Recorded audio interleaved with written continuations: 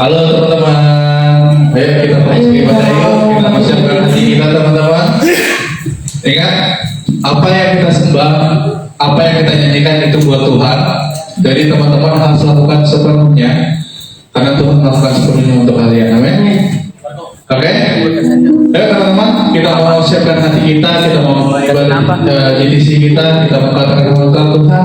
Kami percaya Tuhan bahwa anugerah Tuhan itu sangat berarti bagi kami Tuhan, karena hanya Engkau Tuhan, karena Engkau Allah yang setia. Kami tidak merasa Tuhan bahwa kami ada di penghujung tahun di bulan Desember ini Bapak, karena kami merasakan Tuhan waktu itu singkat Tuhan. Kami diperhadapkan dengan permasalahan Tuhan, tapi kekuatan Tuhan selalu ada dalam kami Yesus.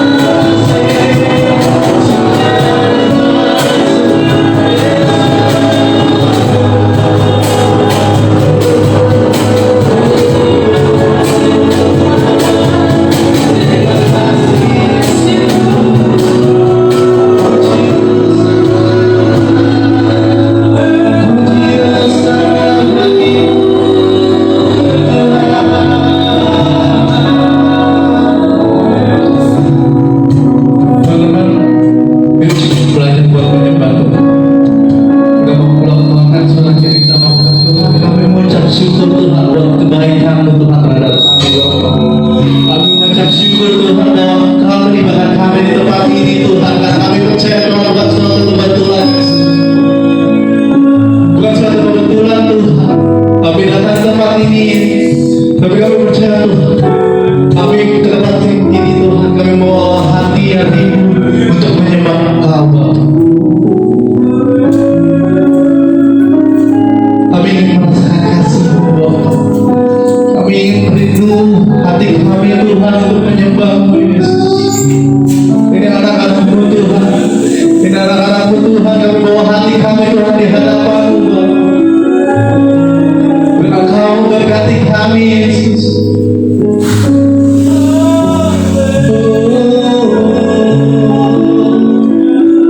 Yuk teman-teman, kita mau melakukan suara, kita mau baca. Tuhan ini kami Bapa, ini kami Tuhan, ini kami Yesus.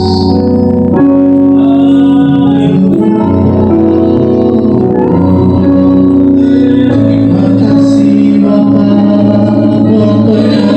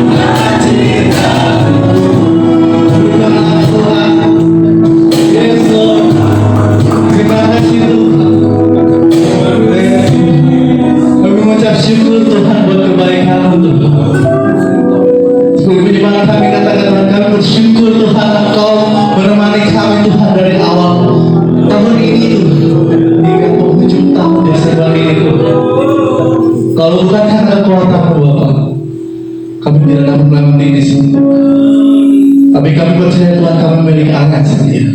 Maka dengan itu Tuhan, kami membawa minum pada hari ini Tuhan, ingin menyembah, ingin menyiapkan hati kami Tuhan untuk mendengarkan firman-Mu. Karena kami percaya Tuhan bahwa Engkau hadir di tengah-tengah kami. Dan kami percaya Tuhan bahwa pujian kami hanya naik untuk Engkau Bapa. Terima kasih Tuhan. Kami bawa Tuhan ibadah ini Tuhan ke dalam tangan-Mu di dalam nama Tuhan Yesus. Haleluya. Amin. Berikan kepada Tuhan. Teman-teman yang baru datang, selamat datang teman-teman yang baru datang. Coba terus kiri kanannya katakan saya bisa deh. Tuhan ini ada siapa? Yang punya keletihan, yang punya kelesuhan di teman-teman pada hari ini, coba semangat. Kita punya Allah Tuhan kita yang dahsyat. Kita mengatakan sama-sama dengan Allah kami dahsyat Tuhan. Ini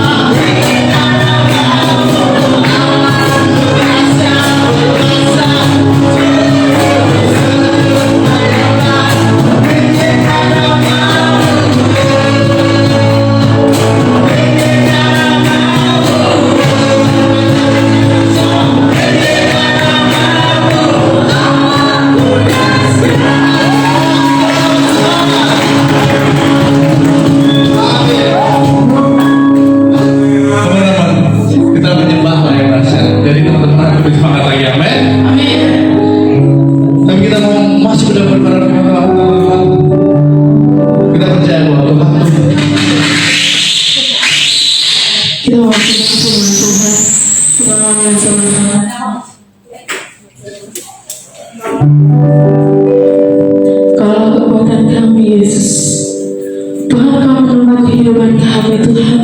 Kau menunggu kami Tuhan di atas Bapa. Kau menunggu kami Tuhan sampai kami mau Tuhan membuka hati kami Tuhan. Karena kami tahu Tuhan kami adalah anak-Mu Tuhan. Kami adalah anak-anak-Mu Tuhan. Kami tahu Tuhan Kau selalu ada Tuhan bersama-sama dengan kami Tuhan. Kami tahu Tuhan Kau adalah Allah Immanuel Tuhan, Allah yang beserta dengan kami Tuhan. Kau telah memilih kami Tuhan. Terima kasih Tuhan, terima kasih.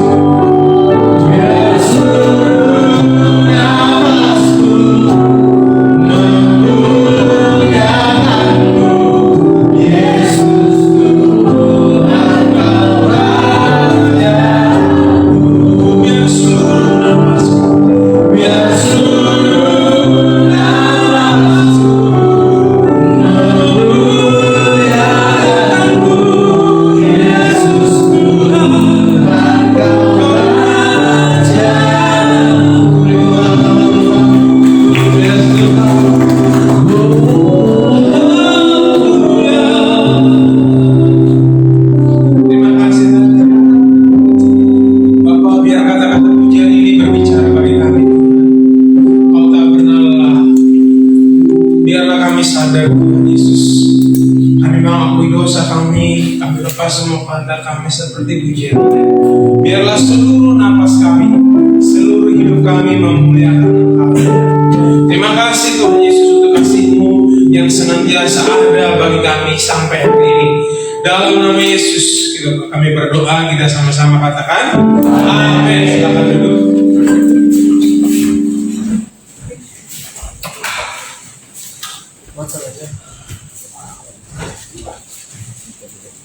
Haleluya.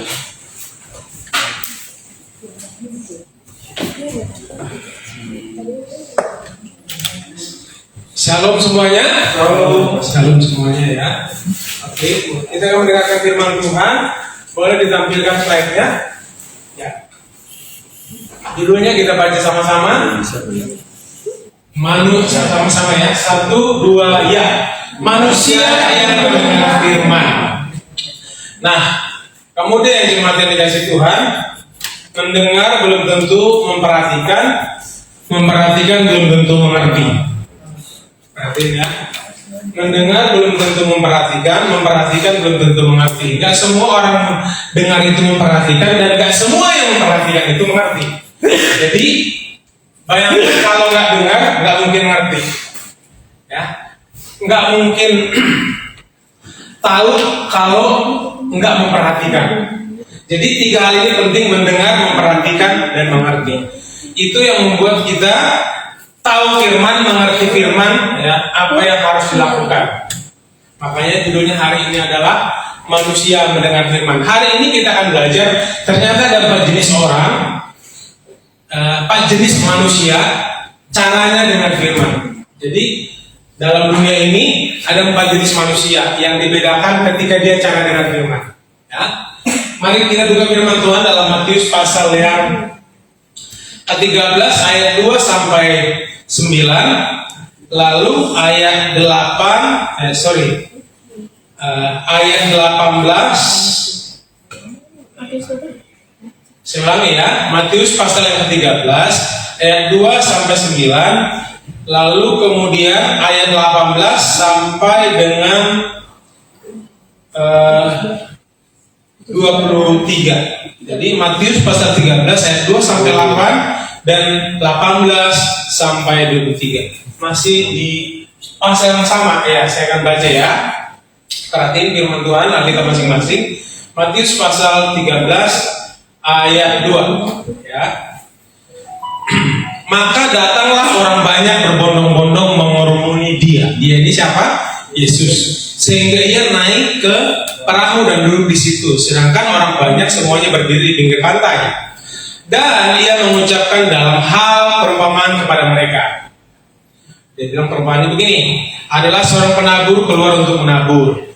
Pada waktu ia menabur, sebagian benih itu jatuh di pinggir jalan. Lalu datanglah burung dan memakannya sampai habis. Jadi, ya. Lalu yang kedua, sebagian jatuh di tanah yang berbatu-batu, tidak banyak tanahnya, lalu benih itu pun segera tumbuh karena tanahnya tipis, tetapi sudah matahari terbit. Layulah ia itu maksudnya pohonnya tadi, benih tadi menjadi kering dan tidak berakar. Sebagian lagi jatuh di tengah semak duri, lalu makin besarlah semak itu, menghimpit benih itu sampai mati. Dan sebagian jatuh di tanah yang baik, lalu berbuah, ada yang 100 kali lipat, 60 kali lipat, 30 kali lipat.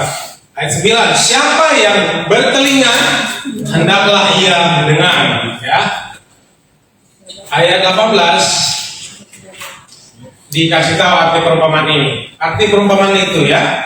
Karena itu dengarlah arti perumpamaan penabur itu. Kepada setiap orang yang mendengar firman tentang kerajaan surga, tetapi tidak mengerti. Artinya, datanglah si jahat dan merampas yang ditaburkan di hati orang itu. Itulah benih yang apa? Di pinggir jalan. Lalu benih yang kedua, benih yang ditabur di tanah yang berbatu-batu ialah orang yang mendengar firman, segera menerimanya dengan gembira, tetapi tidak berakar dan tahan sebentar. Apabila datang penindasan dan penganiayaan karena firman itu, orang itu pun segera apa? Murtad, ya. Yang ditaburkan di tengah semak duri adalah orang yang dengar firman, lalu kekhawatiran dunia, tipu daya kekayaan, menghimpit firman itu sehingga firman itu tidak berbuah. Yang ketiga, yang ditaburkan di tanah yang baik adalah orang yang mendengar firman Tuhan dan mengerti. Ya. Berarti dia mendengar, memperhatikan, dan mengerti. Karena itu ia berbuah. Ada yang 100 kali lipat, ada yang 60 kali lipat, ada yang 30 kali. Nah, jadi 4 jenis manusia dalam mendengar firman itu yang pertama, manusia yang benih pinggir jalan. Orang yang mendengar firman nggak ngerti, itu seperti benih yang jatuh di pinggir jalan. Lalu yang kedua, benih manusia tanah berbatu-batu. Benih yang jatuh di tanah yang berbatu-batu, tanahnya tipis. Lalu yang ketiga, manusia dengan jenis apa? Tanah semak belukar. Ya, benihnya jatuh, tapi banyak semak belukarnya. Lalu yang keempat, manusia dengan tanah yang subur. Jadi 4 jenis. Yang satu cara dengarnya, dia dengar tapi nggak ngerti. Yang kedua, dengar, ngerti, tapi nggak berakar. Lalu yang ketiga, dengar, ngerti, tapi nggak berbuah. Yang keempat, dengar, mengerti, dan menghasilkan buah. Nah, coba tampilkan slide yang pertama. Orang yang dengan firman Tuhan adalah tipe yang pertama adalah slide yang selanjutnya.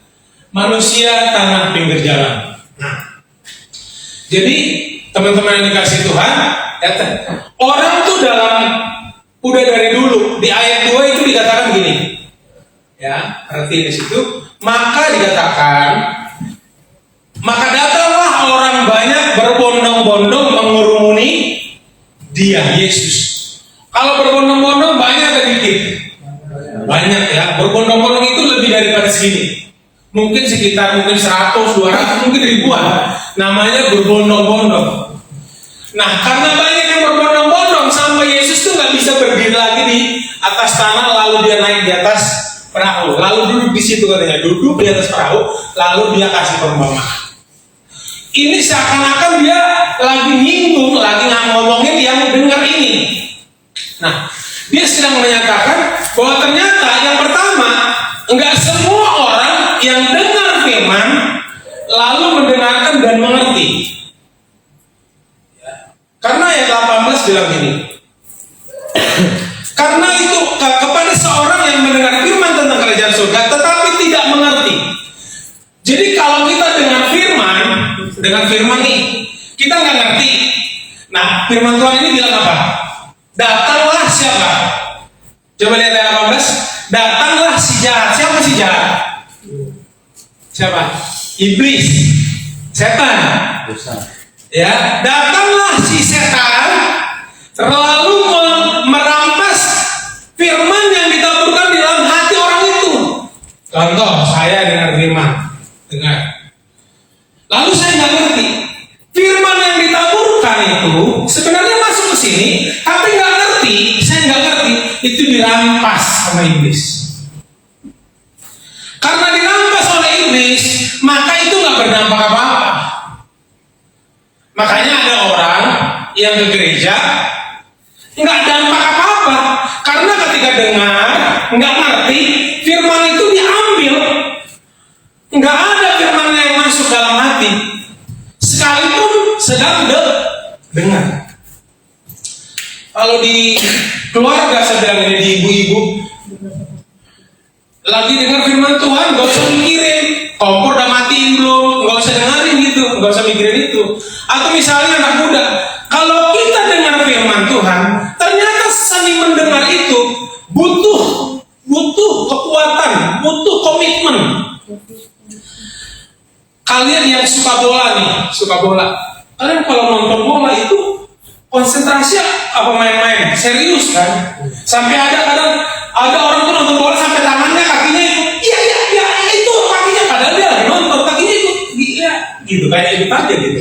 Saking seriusnya dia nonton gitu. Saking seriusnya dia memperhatikan itu nonton bola. Nah, hari itu juga sama.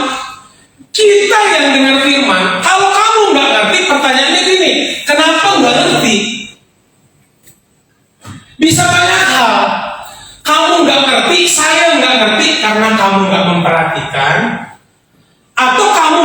dengerin, atau kamu dengerin tapi nggak perhatiin. Contoh, kamu dengerin, kita dengerin nggak perhatiin. Semua yang di sini dengar saya ngomong apa? Dengar nggak? Dengar. Matius 13 ayat 2 gitu. Semua memperhatikan? Belum tentu. Belum tentu. Orang dengar bisa nggak memperhatikan? Bisa. Nah makanya firman Tuhan bilang gini, hati-hati, jangan sampai benih yang udah ditaburkan itu firman yang kalian dengar, kalian Kristen ya, dari mungkin setahun, 2 tahun, 3 tahun, 4 tahun, 5 tahun, 10 tahun, nggak ada perubahan dalam hidup kita, dalam hidupmu atau hidupku, nggak ada perubahan. Kamu nggak ada perubahan. Jangan salahin orang lain. Bisa jadi kamu ibadah, saya ibadah, tapi nggak ngerti sehingga firman nggak merubah apapun. Kamu datang begitu, pulang pun begitu. Kamu datang dengan sakit hati, pulang tambah sakit hati. Kamu datang dengan kecewa, pulang tambah kecewa. Kamu datang dengan bad mood, pulang tambah bad mood. Kenapa? Karena saya atau kamu, karena kita semua mungkin orang itu dengar tapi nggak ngerti. Jadi teman-teman, kamu yang dikasih Tuhan, ini Tuhan tegur loh. Tuhan lagi kasih peringatin. Orang banyak yang lagi berbondong-bondong. Jangan sampai banyak yang dengar tapi nggak perhatiin. Itu nggak ada gunanya. Maka firman tuh nggak kerja apa-apa dalam hidup kita. Ya, nggak kerja apa-apa. Itu iblis. Jadi gini, ketika kamu dengar firman Tuhan, iblis ada di sini. Setan tuh di sini. Loh, ini firman Tuhan bilang, ketika dia bilang firman Tuhan ditaburkan, kamu nggak ngerti, iblis rampas. Loh, setannya di mana? Jauh pada dekat dia rampas firman. Jadi jangan dikira lagi kamu ke gereja, setannya tinggal di luar gitu. Oh, setannya di rumah. Kalau saya ke gereja, setannya nggak ikut. Enggak, dia nggak takut dengan gedung gereja ini. Serius. Dia nggak takut dengan gedung gereja ini. Tapi dia takut dengan roh Tuhan yang ada dalam dirimu. Ya, itu yang dia takut. Setan nggak takut dengan agama Kristen. Tapi setan takut dengan orang Kristen yang Yesus hidup dalam dirinya. Kita pernah ya dalam camp ada anak yang kesurupan. Kita masuk bersama teman-teman. Salah satu teman dia bilang gini, saya ini pembina ini. Kita masuk, dia kasih tahu, kamu doain kemarin kamu berzina kan? Kemarin kamu gini kan, dikasih tahu, ditunjukin itu sampai keluar dia malu dia. Setan tahu nggak kita ngapain? Tahu. Jangan dikira kamu ke gereja setannya tinggal di pagar gitu. Kagak, dia ngikut nih. Saya lagi ngirim firman, dia dengar nggak? Dia dengar, tapi dia nggak perhatiin. Dia nggak tahu, dia nggak percaya firman. Dia dengar. Makanya Yakobus bilang gini, iman tanpa perbuatan adalah mati. Setan-setan pun katanya percaya, tapi dia tidak beriman. Dia tahu firman, iblis tahu. Ketika pencobaan di padang gurun, iblis Tuhan dibawa, dia pakai firman nama Yesus. Hafal iblis firman, hafal. Tapi lakuin, ngerti? Nah, dia nggak lakuin dia hanya tahu doang. Lalu yang kedua adalah sebelumnya dulu. Nah begini, ini nih ada yang tahu nih siapa nih? Bapaknya kalah. Ya, keren banget ya mama. Ini tahu ya, namanya ini adalah istrinya yang muda ya. Namanya Astrid. Ya. Saya baca biografinya. Tahu nggak nih dulunya siapa? Sekarang kan dia pakai hijab tuh. Ya. Dia tadinya adalah pengikut Kristus. Ya. Dia tadinya adalah pengikut Kristus. Tapi itu pilihan dia, gitu Mas ya. Nah, kita sebagai anak-anak Tuhan, memang kita harus memperhatikan. Kalau enggak, ya maka agama itu, jadi gini, kekristenan itu hanya sekedar kulit, tahu nggak? Sekedar agama, kayak sekedar baju. Tapi nggak darah daging, nggak dalam roh. Kamu bisa dibunuh, tubuhmu bisa mati, tapi imanmu, kalau kamu punya iman, nggak bisa dibunuh. Nggak bisa. Saksian seorang hamba Tuhan ya, tahun 60-an. Jadi yang bersaksi ini temannya, jadi bukan orang lain. Ini hamba Tuhan mati, dipenggal ini, jadi dia disuruh bersujud, begini, suruh nunduk, penggal, kepalanya putus. Nah, yang menggal ini bersaksi di pengadilan, dan yang dengar itu adalah temannya hamba Tuhan yang dibunuh. Dia bilang gini, gimana kamu, Pak Hakim nanya, gimana kamu ketika kamu membunuh orang itu? Lalu ini yang pembunuh bilang gini, saya heran katanya, kenapa heran? Dia bilang, sudah banyak orang yang saya bunuh. Tapi ketika bapak guru ini, dia guru agama, pendeta ini, guru agama ini, bapak pendeta ini dibunuh, aneh, kenapa? Dia bilang, ketika dia bersujud, dia bilang, ketika saya penggal, ketika putus, biasanya orang kalau saya penggal, mukanya itu adalah muka ketakutan. Ketika putus, mukanya itu muka ketakutan. Tapi dia bilang, ketika saya penggal ini bapak, saya sampai kaget. Ketika putus kepala, mukanya yang mewah ini senyum. Itu padahal udah putus. Dan dari situ akhirnya orang udah bunuh puluhan orang. Sampai dia kaget, kok bisa nih orang, ada apa? Itu teman-teman hamba Tuhan semua nangis dengan kesaksian itu. Dan yang luar biasa ya, akhirnya di tempat di mana hamba Tuhan itu dibunuh, berdiri gereja. Dan orang yang membunuh itu, salah satunya menjadi jemaat di situ. Kok bisa? Ya, itu tadi. Dagingnya bisa dibunuh, tapi imannya nggak bisa dibunuh. Karena iman itu di dalam rohmu, di dalam hatimu. Fisikmu bisa mati, tapi imanmu itu sampai kepada Tuhan, berbicara kepada Tuhan. Sama seperti ketika Kain membunuh Habel. Tuhan bilang darahnya berbicara. Saudara, kemudian dikasih Tuhan. Yuk kita menjadi orang Kristen, bukan orang Kristen manusia pinggir jalan yang dengar firman Tuhan tapi nggak ngerti. Amin. Amin. Oke, ngerti ya sampai di sini ya.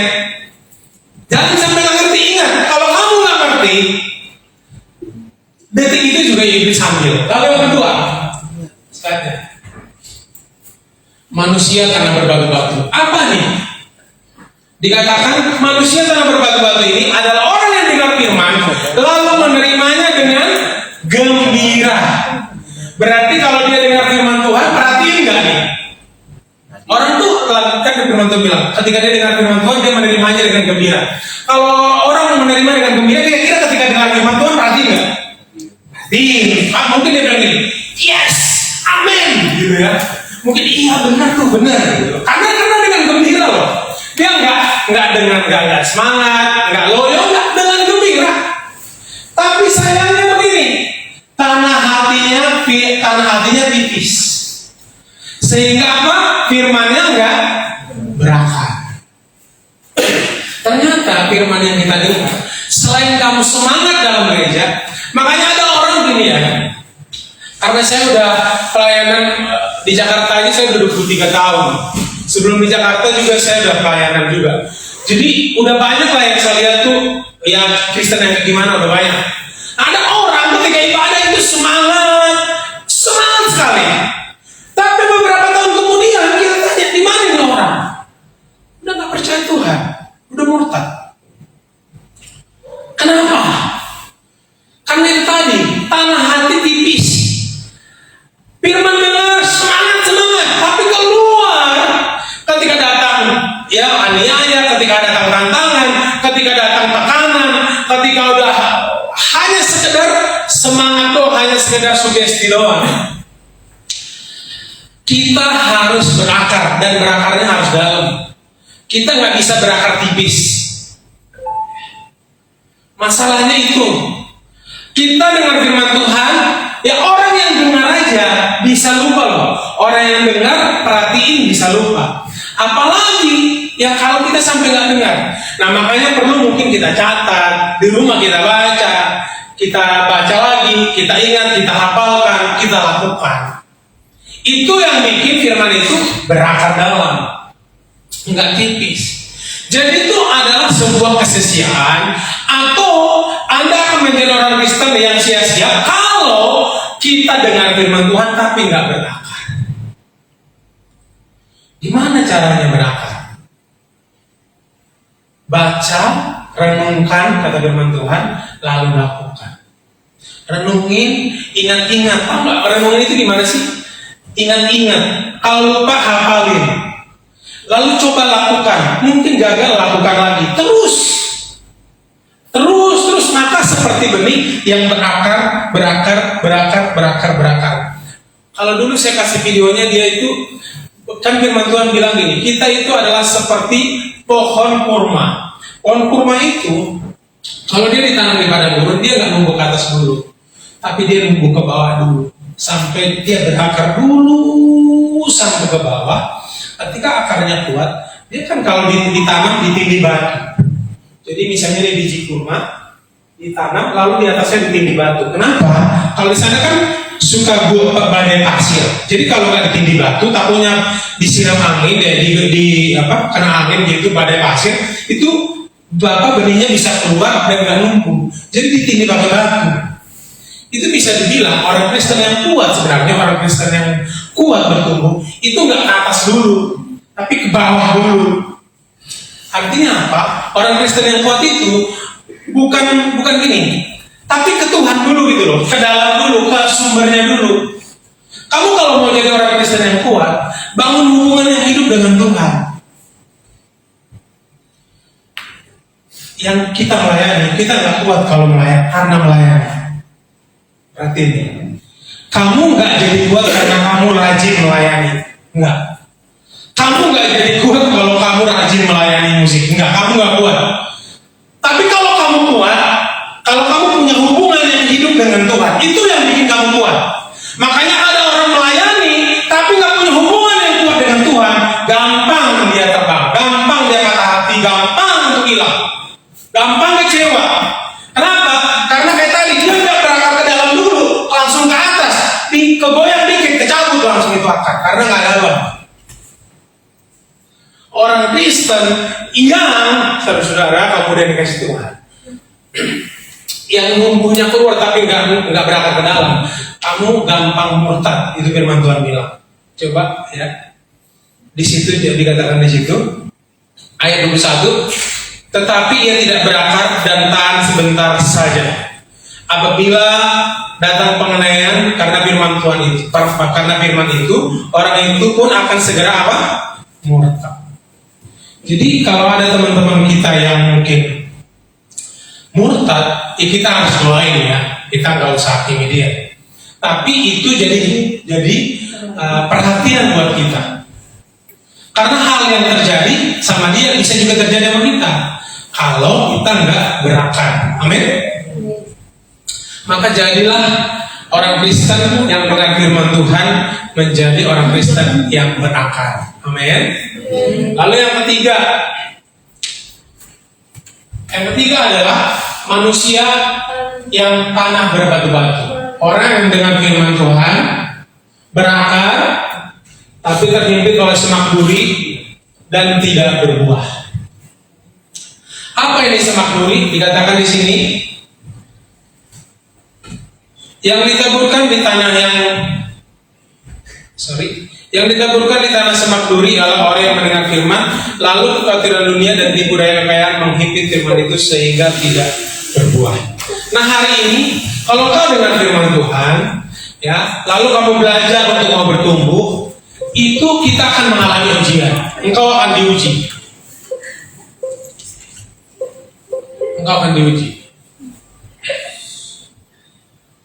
Yang pertama tadi tes dulu. Yang pertama apa? Enggak, ini nggak usah yang di sini. Kalian yang pertama apa? Manusia dalam pinggir jalan. Yang kedua? Yang pertama artinya itu apa? Manusia pinggir Tidak jalan. mengerti akan firman Tuhan. Apa? Nggak ngerti. Lalu yang kedua atau? Yang kedua? Tidak berakal. Tidak berakal. Tidak dapat singkat tinggi atau mantap. Ya, jadi yang pertama itu nggak ngerti, nggak berakal. Yang ketiga adalah terhimpit, ya, terhimpit oleh semaklukan. Jadi dalam kehidupan ini ada banyak semaklukan tanda kutip. Semaklukan itu apa? Dikatakan di situ tipu daya kekayaan. Tahu nggak tipu daya kekayaan? Ada seorang pemuda dulu nggak di sini ya, di tempat lain bukan di sini. Saya ngobrol dengan orang itu bukan di sini. Jadi nggak usah berpikir ya. Dia bilang gini, Kak, nggak perlu banget lah virgin. Dia bilang, maksudnya perawan tuh nggak perlu. Kenapa lu bilang gitu? Iya, yang penting kalau nanti gue besar, gue banyak duit, gue cantik, gue kerja bagus, terus juga gampang dapet cewek. Oke, bisa nggak? Bisa. Tapi saya bilang gini, sekarang gini, kamu mau memilih perawan atau enggak? Itu bukan masalahnya materi. Tapi kamu mau lakuin firman apa enggak? Mengasihi Tuhan apa enggak? Takut akan Tuhan apa enggak? Yang kamu bilang itu enggak salah. Ada nggak yang kayak gitu? Ada. Yang hidupnya nggak benar, lalu dia kaya, punya jabatan, dapat cowok yang ganteng, ada. Tapi benar nggak di mata Tuhan? Enggak. Saya bilang sama dia. Jadi masalahnya begini, bukan apa benar baik atau benar di mata manusia, tapi baik atau benar di mata Tuhan. Nah, pemikiran-pemikiran begini itu bisa menghimpit iman kalian, anak-anak muda. Pemikiran-pemikiran sekuler kan, udah nggak penting ke gereja, nggak penting lah Kristen, nggak penting agama, yang penting jadi manusia yang baik. Udahlah yang penting saya nggak nakal-nakal, nggak penting yang bikin repot kamu. Udahlah, ngapain pusing sih?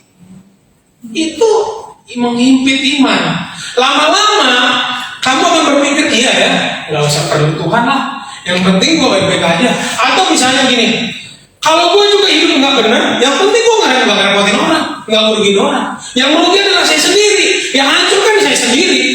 Orang lain ya terserah. Ada nggak yang berpikir? Ada. Kalau saya narkoba, yang narkoba kan saya.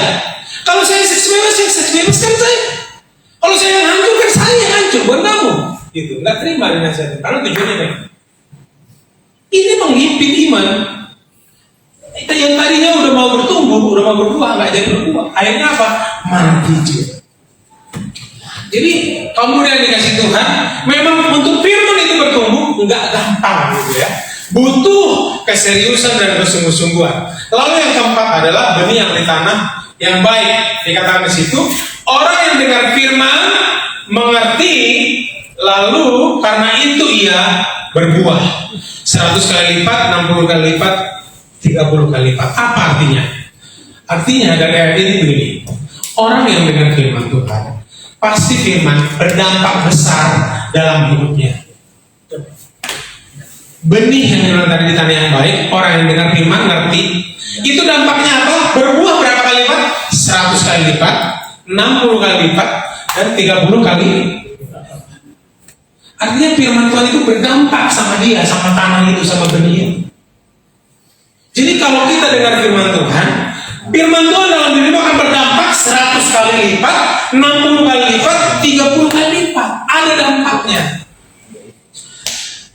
Mari saat ini kamu dari Kristen, saya terus terang begini.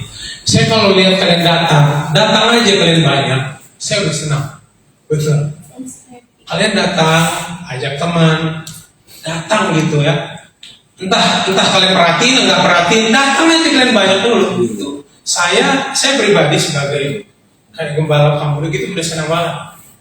Tapi sedih banget gitu kalau nggak datang, terus kalau nggak datang lalu ada yang seakan-akan kalian nggak butuh nih ibadah gitu. Itu rasanya saya sedih banget. Nggak bisa diungkapkan untuk dengan kata-kata gitu. Kesedihan itu nggak bisa dijelaskan gitu. Itu kayak namparin kayak aduh gitu, kayak rasanya itu kita nggak ada gunanya gitu. Jadi kemudian dikasih Tuhan, yuk sama-sama hari ini Walaupun sebenarnya kalau kalian maju, yang untung bukan CCBP, bukan kakak Aldi, bukan Kosensi, bukan kakak Aga, bukan semua kita yang melayani, toh juga yang maju kalian sendiri. Kalau kita mundur, yang rugi juga siapa? Ya kita juga, kita pribadi. Kalau kalian serius dengan firman Tuhan, yang berdampak siapa? Kalian juga. Jadi sebenarnya yang untung itu rugi ya kalian juga. Lakukanlah paling enggak nih, maaf, dengarin semuanya dulu, perhatiin sini kamu guys. Lakukanlah semuanya untuk paling enggak untuk dirimu sendiri. Kamu ibadah, oke, kamu nggak usah lakukan itu buat kita. Lakukan itu buat Tuhan dan untukmu. Kalau kamu serius dengan firman Tuhan, nggak usah peduli deh, nggak usah kamu lakuin untuk saya. Lakuin untuk Tuhan dan untukmu. Toh juga buat kamu. Kalau kamu sungguh-sungguh benar lakukan, nggak usah mikir tadi, aku lakuin ini bukan buat pembina kah, pengurus kah, nggak usah. Lakukan ini untukmu dan untuk Tuhan. Maka hari ini begini, pikir, tentukan, renungin. Ini hidupmu, masa depanmu, itu di tanganmu, bukan di tangan saya, bukan di tangan Jika semua kita bukan. Anak muda kamu, hidupmu di tanganmu. Tuhan tak bilang masa depan penuh harapan, itu rencana Tuhan. Tapi menggapainya itu kamu yang tentuin. Saya nggak bisa tentuin. Kamu yang tentuin. Tuhan tak bilang masa depan ada harapan di sini. Ibaratnya gini loh. Ini prasmanan nih, ini prasmanan. Ini di sini kasih karunia masa depan penuh harapan. Ada ayam goreng, ayam apa? Opor ayam. Pokoknya di sini yang enak-enak lah. Apalagi capcay, semua enak-enak di sini. Ini ibaratkan kasih karunia masa depan. Tapi kalian nggak ambil, kalian nggak cuek aja duduk sampai pulang, kalian nggak ambil. Kira-kira kalian kenyang nggak? Masa depan itu makanan pindah nggak ke mulut kalian? Enggak. Sama Tuhan tak bilang ini masa depan penuh harapan. Aku nggak punya rencana kecelakaan. Aku rencananya damai sejahtera, penuh harapan. Di tanganku ada pengharapan. Tapi kamu nggak datang, kamu nggak serius, kamu lari. Bagaimana yang harapan itu ada? Bagaimana masa depan yang penuh harapan itu? Tentukan dari sekarang, hidupmu adalah milikmu. Lakukan untukmu, paling enggak untuk dirimu sendiri dan untuk Tuhan. Udah nggak usah pedulilah dengan kita. Pedulilah dengan hidupmu. Masa depanmu ditentukan dari sekarang. Tidak 10 tahun lagi. Apa yang terjadi 10 tahun lagi itu dimulai dari sekarang. Saya sebagai, kalau saya ngomong pada yang lebih muda, saya selalu bilang, saya tuh banyak melakukan kesalahan waktu muda. Umur saya ketika 20 tahun, 30 tahun, sampai sekarang udah 43 tahun. Ada banyak kesalahan yang saya lakukan sehingga saya hasilnya jadi begini. Mungkin kalau saya bisa balik waktu, ada banyak hal yang harus saya ubah. Dan hidup saya mungkin akan lebih baik daripada sekarang. Ingat, waktu itu nggak bisa kembali. Menyesal itu belakangan. Waktu nggak bisa dibalik. Tahun yang lalu tetap tahun lalu, itu tetap masa lalu. Sekarang tahun ini, kamu tetap kayak masa lalu, tetap kayak tahun kemarin. Apa kamu mau rubah tahun ini? Dan tahun ini yang kamu rubah akan berubah tahun depan juga hidupmu. Dan setiap kali kamu berubah, maka semakin tahun juga hidupmu akan berubah. Dan tanpa diduga, tanpa disangka 10 tahun kemudian, ternyata hidupmu itu sudah berubah 180 derajat. Lakukan untukmu dan untuk Tuhan. Amin. Mari kasih hati, kasih hidup untuk Tuhan dan untukmu sendiri. Paling enggak itu dulu. Kalau kamu udah bisa lakukan untukmu, baru lakukan untuk yang lain. Bagaimana kamu bisa lakukan untuk yang lain? Dirimu saja kamu gak bisa lakukan. Ya kan? Ayo sama-sama dewasa, bertumbuhlah. Jangan jadi anak terus. Jangan jadi dewa apa? Bayi rohani terus. Tahu bayi rohani? Ngasihani diri terus. Merasa diri yang paling ngeri, merasa diri yang harus diperhatikan. Orang lain tuh hidupnya kayaknya lebih enak dari saya. Enggak. Orang lain juga hidupnya sulit. Kamu hanya lihat aja luar mungkin Cici Pepe kelihatannya baik. Kamu nggak tahu dalam hatinya. Ya nggak gitu. Kelihatannya kalau kita hari Minggu Shalom. Puji Tuhan gimana kabarnya? Coba gali lebih dalam. Tidak sebaik itu. Tidak sebaik kelihatan. Tapi apakah kita harus nyerah? Apakah kita harus salahin orang? Apakah kita harus ngambek dengan hidup ini? Apakah kita harus kecewa lalu bunuh diri? Apa gunanya? Siapa yang rugi? Kamu yang rugi. Kemudian dikasih Tuhan ingat ya, kamu kalau nggak ada, maaf nih, kamu berapa lama sih diingat? Saya kalau nggak ada berapa lama diingat? Belum tentu sebulan. Sebentar juga orang lupa. Kita dikubur, kubur dari tanah kembali ke tanah, juga tutup. Udah pulang-pulang itu, pulang dari rumah duka ngapain? Bikin kopi. Udah konsumsi belum? Udah konsumsi. Ingat kayak yang baru bisa ditanam? Dikubur. Kagak. Udah dapat makan belum? Roti udah dapat belum? Pulang dari kubur. Emang masih nangis? Belum tentu. Jadi pedulikan hidupmu. Kalau bukan kamu yang peduli sama hidupmu, siapa yang peduli? Tuhan tuh peduli sama hidup kita. Tuhan tuh peduli sama kita. Tapi kalau kamu nggak mau dipedulikan Tuhan, kenapa kita begitu bodoh? Iblis tuh yang taruh di sini. Padahal Tuhan tuh mau peduli sama kita. Dia mau sayang kita, tapi kita nggak mau. Ayo hari ini kamu udah dikasih Tuhan. Bangkit dengan hidupmu, raih masa depanmu bersama Tuhan, ya. Jadi orang yang dengar firman, karena orang yang dengar firman Tuhan bilang tadi, berdapat 100 kali lipat, 60 kali lipat, 40 kali lipat. Nggak peduli penderitaannya kayak apa. Masing-masing punya penderitaan masing-masing. Masing-masing punya beban masing-masing. Engkau adalah anak Tuhan. Tuhan bersamamu, Tuhan menyertai engkau. Itu bukan omong kosong. Itu nggak cerita dongeng. Tuhan menyertai engkau. Percaya nggak disertai Tuhan? Di sini yang percaya disertai Tuhan boleh angkat tangannya. Amin. Yang percaya disertai Tuhan boleh angkat tangannya. Turunkan tangan lagi. Saya tanya lagi yang kedua, lebih tegas. Yang benar-benar percaya disertai Tuhan boleh angkat tangannya. Yang sungguh-sungguh beriman bahwa dia benar-benar disertai Tuhan boleh angkat tangannya. Anda ragu? Kenapa Anda ragu sih? Pertanyaan yang sama 3 kali ditanya.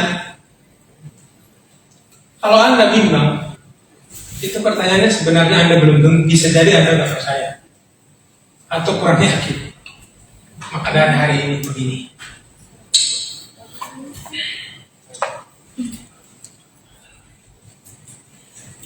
Mari kita tundukkan kepala. Mari tutup mata, boleh main musik maju ke depan. Tadi lagu yang terakhir itu sangat menyentuh hati saya. Boleh dinyanyikan sih, saya minta kita semua tutup matanya.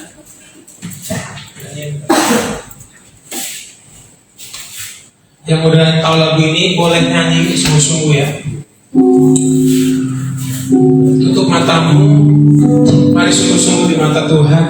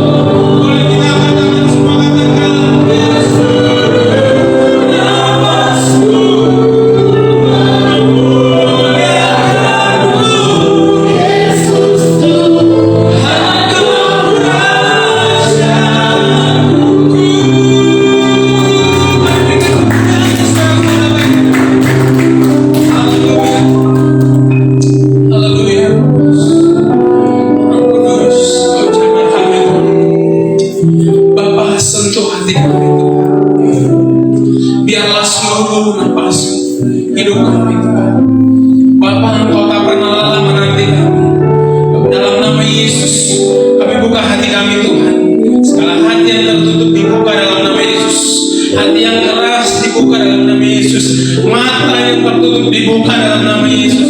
Segala kebodohan, segala kesombongan, hal-hal Tuhan yang membawa kami kepada hidup yang benar.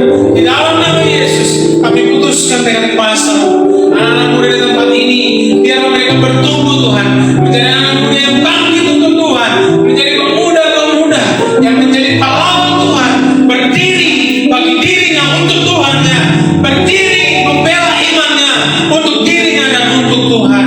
Berkati mereka Tuhan. Kami percaya Engkau memilih kami, Engkau memilih semua kami yang di tempat ini untuk menjadi alatmu, menjadi prajuritmu Tuhan.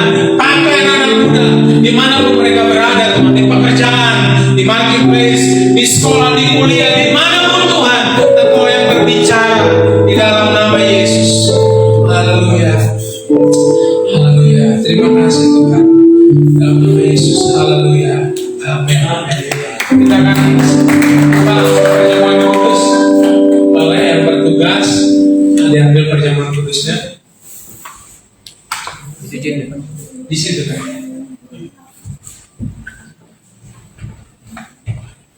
Boleh dibagikan. Siapa yang kita bagi berdiri? Yang kita bagi berdiri.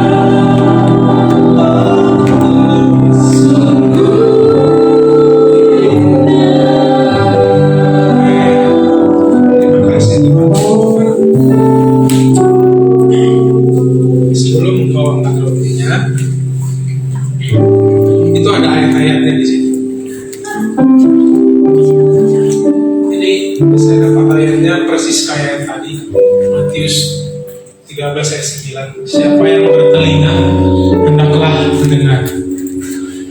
Ini kamu kalau baca kita kata-kata ini di Wahyu itu ada, di Injil itu berkali-kali.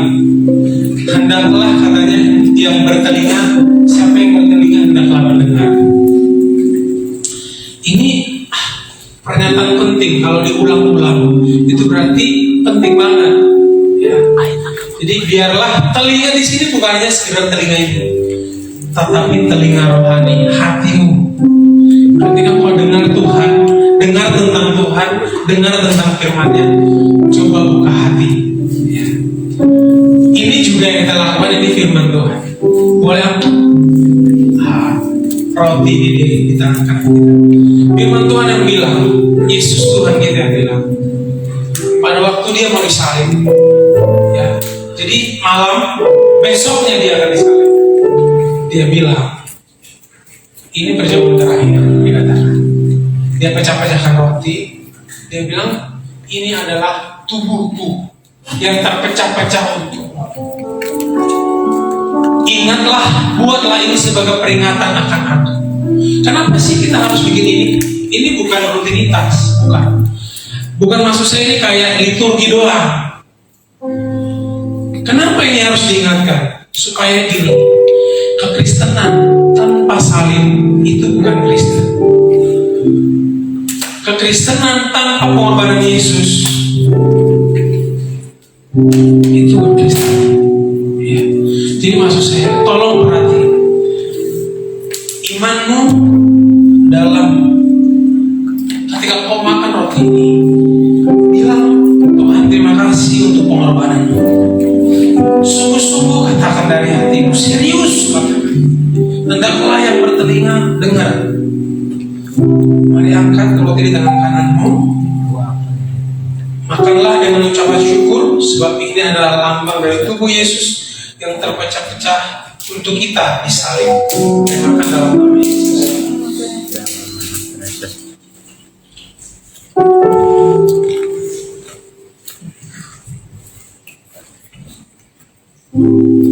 Boleh buka anggur yang di tangan kita.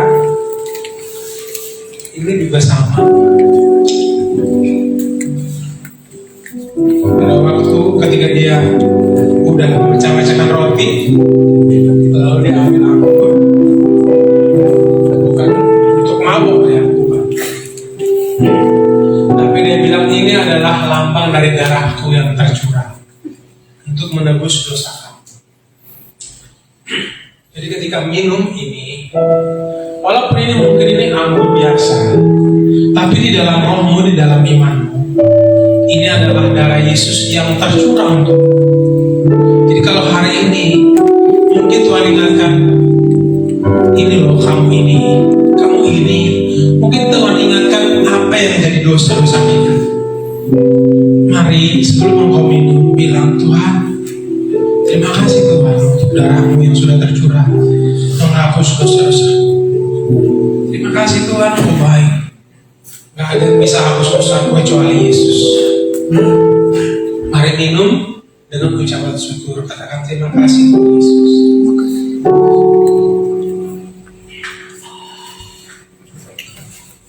Mari ucapkan syukur, bilang terima kasih Tuhan. Haleluya, kami bersyukur Tuhan. Terima kasih untuk darah-Mu yang tercurah bagi kami, membersihkan dan menyucikan kami. Engkau sungguh baik Tuhan. Terima kasih Yesus. Segala kutuk, segala kuasa dosa telah dipatahkan oleh tubuh dan darah-Mu Tuhan. Saat ini kami bisa berdiri di hadapan Tuhan, bukan karena kami gak ada salah, bukan karena kami gak ada dosa, tapi karena darah-Mu dan tubuh-Mu yang sudah menyucikan kami. Sehingga Yesus yang kelihatan, darah Yesus yang menutup kudus kami, menguduskan kami bisa berdiri. Terima kasih Tuhan. Ada kehidupan yang kekal, ada jaminan masa depan di tangan Tuhan. Kami percaya Tuhan, seperti firman-Mu, Allah yang sanggup melakukan jauh lebih besar dari apa yang bisa kami bayangkan, dari apa yang bisa kami pikirkan. Allah yang jauh lebih besar daripada masalah yang kami hadapi. Allah yang memberikan kami kekuatan untuk kami berjalan melampaui maut sekalipun. Terima kasih Tuhan. Terima kasih untuk tubuh dan darah-Mu. Terima kasih untuk siang hari ini. Biarlah Tuhan ini terpatri dalam hati nyawa kami Kristus, karena kami percaya karena tubuh dan darah-Mu tercurah bagi kami.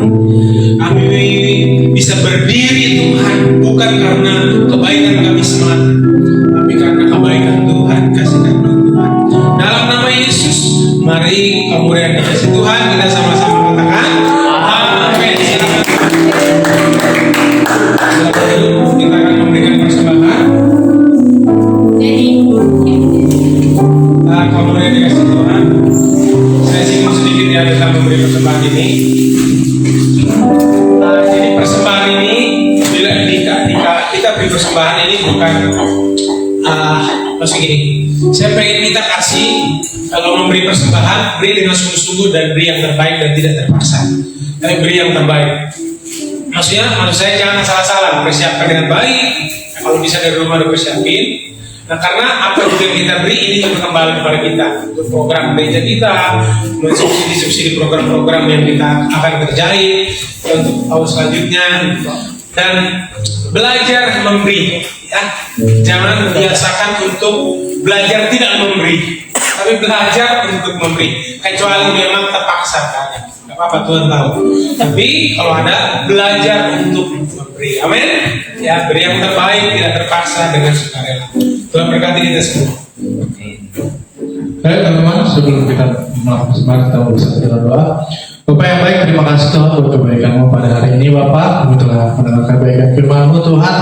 Dan sebentar lagi Tuhan kami ingin memberikan persembahan Tuhan. Kami percaya Tuhan apa yang kami beri pemberian yang terbaik untuk Engkau Tuhan. Biarkan Tuhan persembahan ini Tuhan, pekerjaan-Mu dilakukan Tuhan di tempat ini, dan biarkan Tuhan dalam persembahan kami juga Tuhan kami dapat memiliki arti, mendapatkan arti Tuhan bahwa kami diberkati dengan nanti. Terima kasih Tuhan Yesus, berkati persembahan kami di dalam Tuhan Yesus. Haleluya. Amin.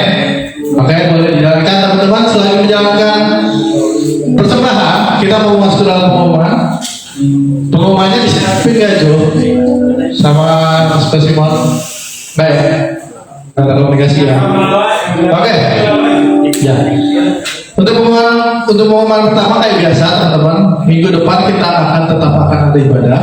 Itu di jam 10 pagi, tetap di lantai 3. Jadi teman-teman coba belajar untuk kita datang on time ya. Terus kita juga harus belajar mulai on time untuk datang ke gereja yang lurus, dan kita belajar juga untuk memulai ibadah dengan on time. Terus yang kedua itu teman-teman, di tanggal 10 kita akan melakukan jihad. Minggu depan tanggal 10 kan ya? Tanggal 10 itu akan kita lakukan adalah jihad. Jadi teman-teman dipersiapkan jihad seperti biasa teman-teman. Jihad itu di jam 1 MP ya. Maka selesai ibadah lah. Lebih tepatnya lebih selesai ibadah, kita makan seperti biasa, lalu kita mulai gitu teman-teman. Jadi yang pelayanan boleh dipersiapkan lagi. Dan hari ini teman-teman kita juga ada latihan ya.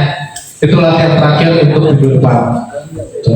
Nah, dan pengumuman ketiga teman-teman yang untuk perjalanan untuk tanggal 24 nanti itu ke Salatiga dan Yogyakarta. Teman-teman, saya kemarin dapat pemberitahuan, halo coba fokus dulu.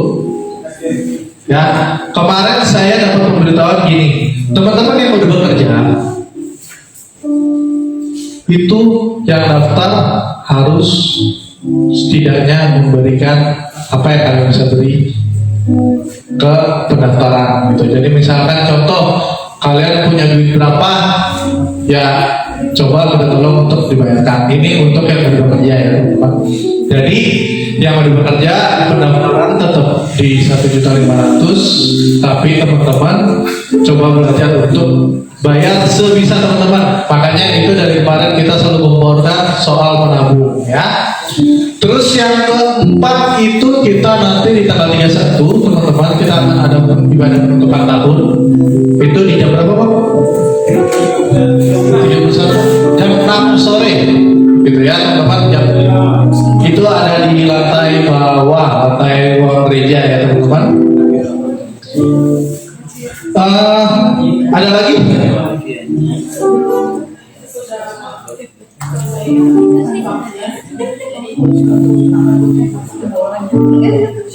Oh iya, untuk teman-teman yang nanti ke Salatiga selesai ibadah jangan pulang dulu karena akan ada pemberitahuan lebih lanjut yang lebih lengkapnya ya. Ya teman-teman. Oke?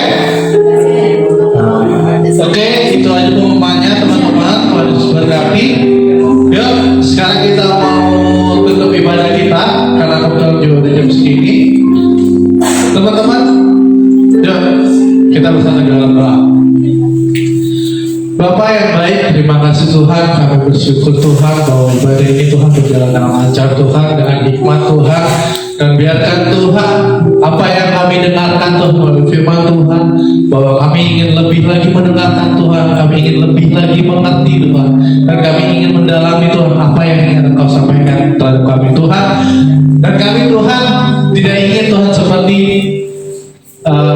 bibit Tuhan yang di salah tempat Tuhan, tapi kami ingin menjadi bibit yang ada di tanah yang subur supaya kami tertanam di dalam Engkau, supaya kami juga berakar Tuhan, dan kami mau juga berbuah di dalam Engkau. Karena kami percaya Tuhan bahwa anak-anak muda di dalam isi ini adalah anak-anak muda yang diberkati oleh Engkau, dan kami juga percaya Tuhan bahwa anak-anak yang dalam di sini Tuhan adalah anak-anak yang setia untuk melayani Engkau Yesus. Tuhan, kami sebentar lagi mau menutup ibadah GTC ini Tuhan ke dalam tangan-Mu Tuhan, dan kami ingin bersepakat untuk berdoa syafaat Bapa.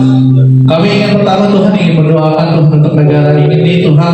Engkau tahu Tuhan bahwa tahun depan nanti di 2024 Tuhan akan ada pemilihan Bapak, dan di anak-anak muda-Mu Tuhan di tempat ini ada beberapa yang baru pertama kali Tuhan untuk menyembah Tuhan atau memilih.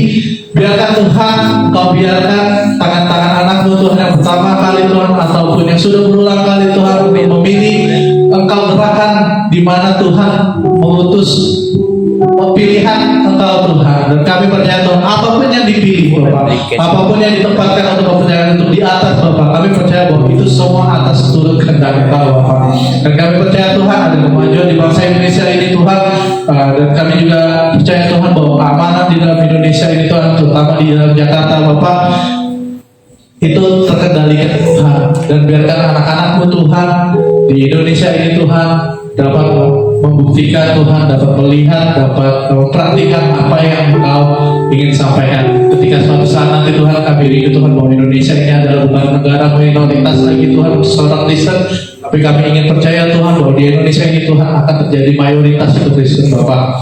Karena kami percaya Tuhan bahwa anak-anak muda Tuhan diutus untuk menginjil Yesus. Tuhan, kami bawa Tuhan anak-anak-Mu Tuhan ke dalam tangan-Mu. Biarkan Engkau yang memberkati pekerjaan, perkuliahan Tuhan, pergaulan Tuhan. Ya Engkau tahu Tuhan pergaulan di Jakarta ini bahkan di Indonesia ini sangat bebas Tuhan. Tapi kami ingin Tuhan bahwa pengaruh-pengaruh luar Tuhan itu tidak terrepresentasi dalam hidup kami, dan biarkan Tuhan kami bisa hidup dalam kudus untuk Engkau, karena kami percaya Tuhan bahwa tubuh kami adalah baik Engkau Bapak. Terima kasih Tuhan, dan kami ingin mendapatkan doa berkat dari-Mu dan serahkan kepada Mu. Ya, kalau boleh dikasih Tuhan, mari kita angkat kedua tangan kita sama-sama terima berkat dari Tuhan. Ini dari Tuhan, bukan dari saya ya.